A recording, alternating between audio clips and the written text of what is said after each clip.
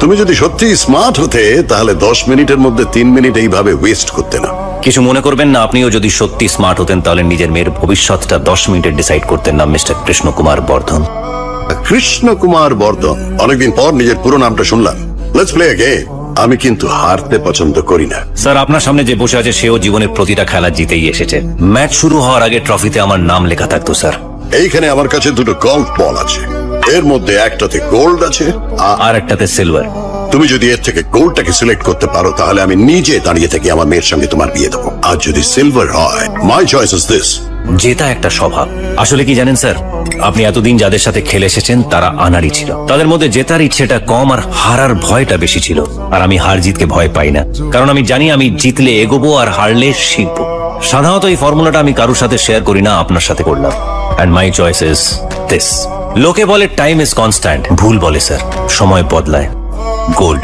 সুতরাং আমি জিতলাম, তার মানে আপনার মেয়ে এবার আমার সাথেই থাকবে। আপনি শুধু জায়গার লগ্নটা ঠিক করে রাখবেন। By the way, thanks for the tea. Well played Aditya Mukherjee, son of Rudra Pratap Mukherjee. Krishna Kumar Bardhan, it's not just a name. আমার এই পুরো নাম ধরে শুধু একজনই ডাকলো, তোমার বাবা। কেমন আছে তোমার বাবা? আসলে পালিয়ে গেলে লাইফটা তো আর নর্মাল থাকে না। আমাদের এই ব্যবসায় বন্ধুর থেকে শত্রুকে বেশি চিনে রাখতে হয়। বলা তো যায় না কখন ছবল মেরে দেবে। 30 বছর পর বাবার হয়ে বদলা নিতে এসছো, হ্যাঁ? পুরো সিনেমার মতো। মোটিভটাও খুব স্ট্রং। মাত্র 3টে মিটিং এ আমার মেয়েকে ইমপ্রেস করে আমার সঙ্গে দেখা করতে চলে এলে। তার মানে তোমার হাতে সময় খুব কম। কদিন বাঁচবে তোমার বাবা? 6 মাস, 3 মাস, নাকি 30 দিন?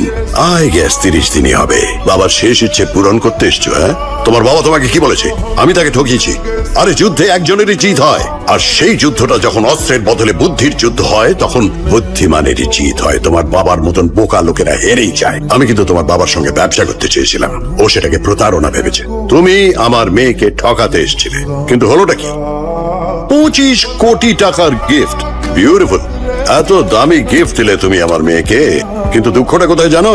এই দাবার গুটিগুলো সব আমার সাজানো। এখানে ঘোড়া আমার, মন্ত্রী আমার, রাজাও আমার।